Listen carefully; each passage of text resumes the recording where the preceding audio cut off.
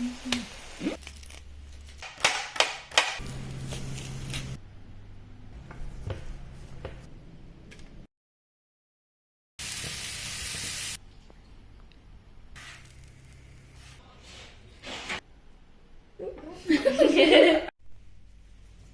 special week, a special month for us as a couple, and now that we are approaching towards a special day to celebrate our 19 years journey together, there are certain things that we always wish to do as a family every year. On these days, we love visiting the temple, going out for a family meal, and cooking something special at home, and also wearing something new. And now that I have my Easy Press on from Cricut, I'm far too tempted to create a sari of my own. I have all the essentials needed to work with the fabric. Glittery and shimmery smart iron-on. So let me see what I can create. I'm doing everything one step at a time as it's my first time working with the fabric using my Cricut and Easy Press on. This is Easy Press mat that I'm keeping ready, and I have also set my computer using the Cricut app. The app which has enormous number of designs that I can choose from, and this is the pattern that I found perfect to match with my idea. Indian buttas on Indian saris. I've got this fabric material from the same shop that I normally get to make saris at home, and this is the material that I have chosen for this time. This is a beautiful olive color in satin, for which I thought the glittery smart iron-on will be a perfect match. All I do is place it in my Cricut Maker 3 to cut the design. Do you know what's the best part, what I love the most using my Cricut Maker 3? I'm creating my very own unique designer sari which is personalized just for me and will not be available in any of the stores to anyone else, keeping it very unique with the help of my Cricut Maker 3. And now that the design is cut, using the guillotine cutter to cut easily with just a swipe. I then cut exactly the design with the help of the scissors, keeping every individual design separate, as I'm planning to place these buttas separately, spreading out all over the fabric. Peeling off the excess and also utilizing the center section as an added on design, combining these tiny little stars along with the main design. I keep them all ready to this point. I prefer taking a break now as I'm really very hungry. I have promised my kids that I'll be serving them Pav Bhaji today when they're back home from school.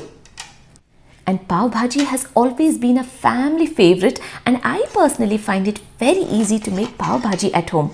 In fact, we just love the taste of homemade Pav Bhaji than eating outside. Okay, so this is what I do. In a pressure cooker, I add 60 grams of beans, roughly chopped. 150 grams or 3 small sized carrots chopped roughly after peeling off the skin. Cauliflower florets, which is around 245 grams. 3 large big size potatoes, which is equivalent to 550 grams. When making Pav Bhaji, I prefer peeling off the skin of the potatoes beforehand. I chop them and then pressure cook them. I also add in 1 cup of frozen peas. This quantity what I'm preparing for today is sufficient for the family of 4 people. I pressure cook all of it together by adding in sufficient amount of water just for 1 whistle. Making Pav Bhaji at home is a lot easy, which takes just around 30 minutes of my time and is quite a filling too, with lots of potatoes included in the recipe. Parallelly, I work on the other element of chopping green bell pepper, which is also called as capsicum or donmenchinkai or shimla mirch, which adds in great flavor to the Pav Bhaji, not to be skipped. In a pan, I add in a teaspoon of sunflower oil and a tablespoon of coconut oil. Now this is entirely optional of what oil you prefer for cooking. I saute the whole of the green peppers, and now to this I add in 3 tomatoes, and I'm waiting for them to be softened.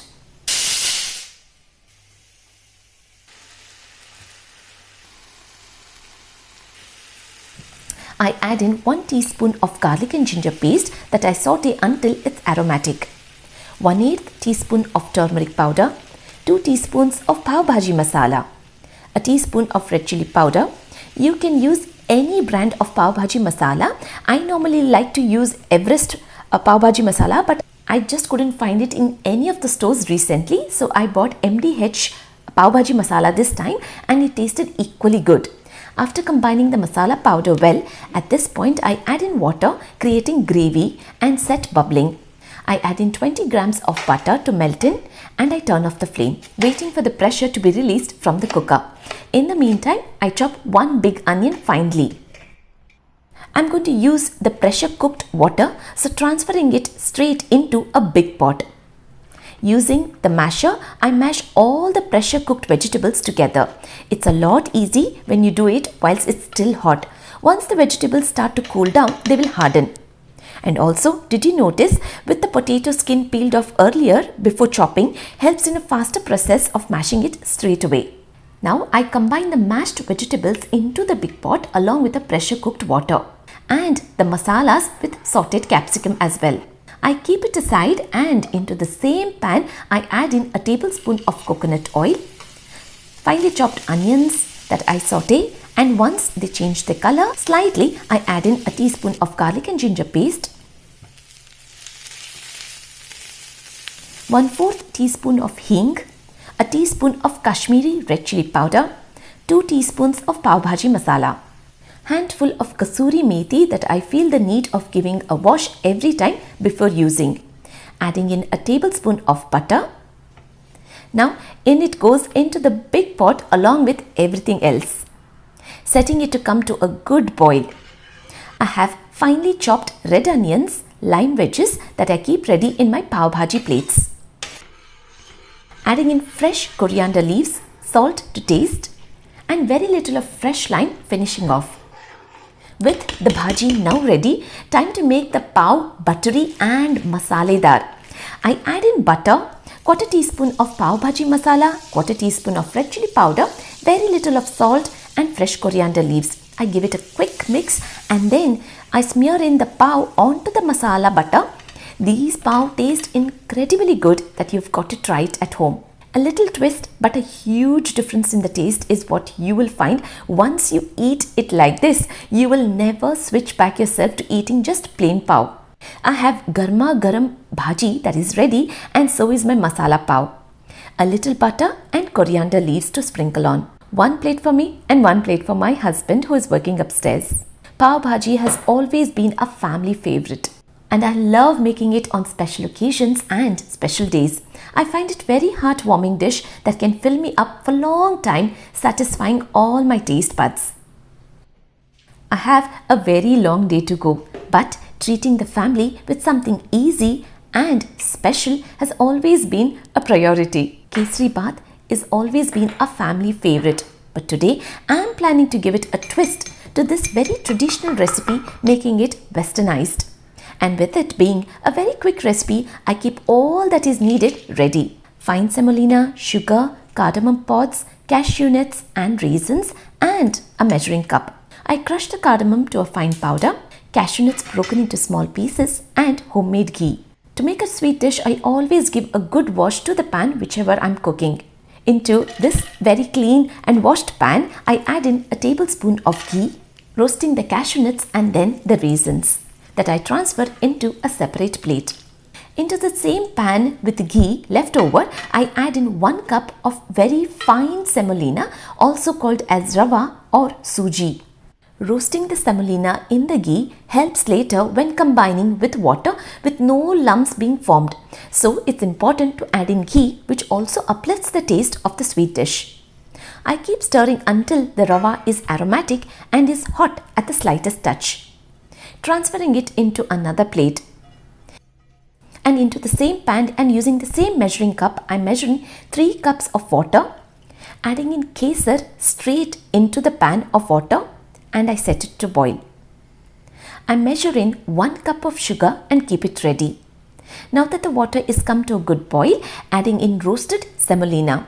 It's important to keep stirring until the whole of the water is absorbed. You can also see there are no lumps being formed, and it was quite easy to mix with it being very fine semolina. If by chance you will see any lumps being formed when you add in the rava in the water, add in ghee straight away, which will help in easing up the lumps. Now add in the measured sugar and combine and mix well.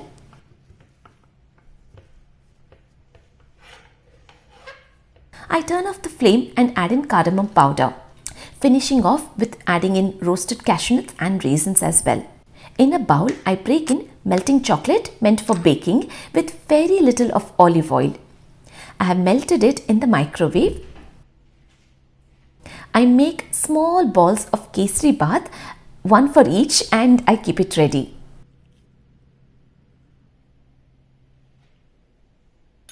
I then dip them in the melted chocolate, covering up completely.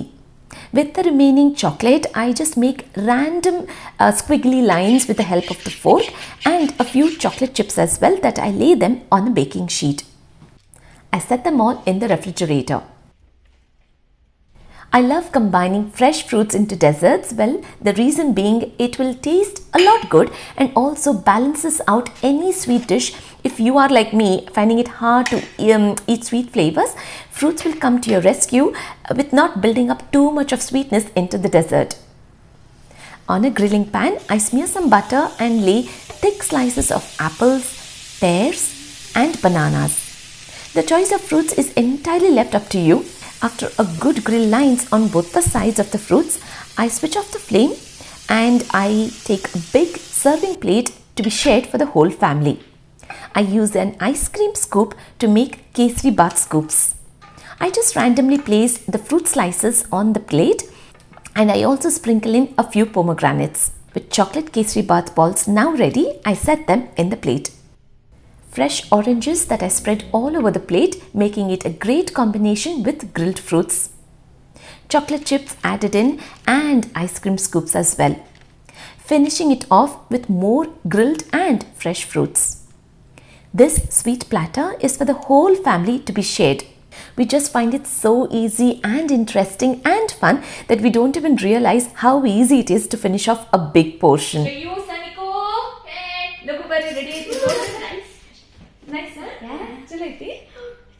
ಇದು ice cream, ಇದು ಶೀರಾ. ಹಿಂಗೈತಿ ಶೀರಾಸ್ nice. ಈಗ ಇದು ಎಲ್ಲರಿಗೂ ಒಂದೊಂದು ಐತಿ ball. ಇನ್ನೊಂದು ಈ ಕಡೆ ಐತಿ, ಎಲ್ಲೂ ಐತಿ ಐತ ಅದ. ಇದು ಚೆನ್ನಾಗಿದೆ. ಅಲ್ಲ ಹಿಂಗಾರ ಐಸ್ ಕ್ರೀಮ್ ತಿನ್ನಕತ್ತೀವಿ. After all that we have been eating throughout the whole day, which has filled me up completely, I set myself in making the sari. With the length of the fabric being 6 yards, I preferred working on the dining table for an easy posture. I've cut the ends of the fabric and have set everything ready. Working on my right side of the fabric, as this side will end up being the pallu of the sari. I'm using the Easy Press on, setting the temperature for 145 degrees. And once it reaches the set temperature, I set the timer for 20 seconds. I place the fabric mat underneath the fabric as a protection and is also firm and flat. I press the fabric for 20 seconds to remove wrinkles and moisture. Never skip this step. Trust me, it's important. And always make sure to keep back the Easy Press on the streamlined safety base.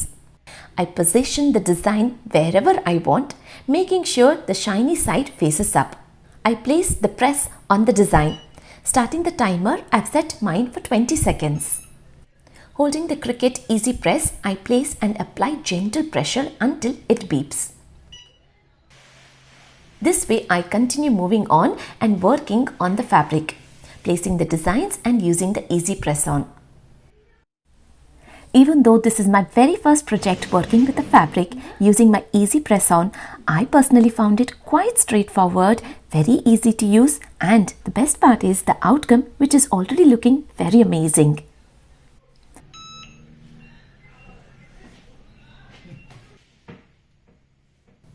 When I have completed working on the front portion, I flip the material and apply heat on the back side of the design for the next 20 seconds time.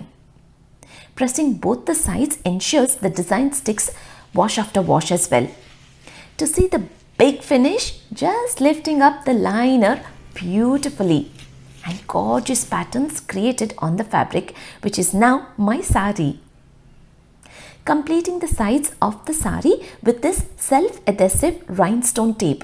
that I'm just placing on the fabric, sticking it on straight away, peeling very little at a time. In this way, I've completed the whole of the pallu. Starting from the top end of 2 yards towards the pallu and then to the side and then covering the bottom. I haven't covered the inner portion of 1 yard of the sari as that will be tucked in and will not be visible. This way I have completed the whole of the sari, creating my very own sari which looks beautiful and is very elegant. I wore this sari on a 19th anniversary celebrating in Birmingham and Leicester. I just love the idea of using my Cricut machine in multiple ways.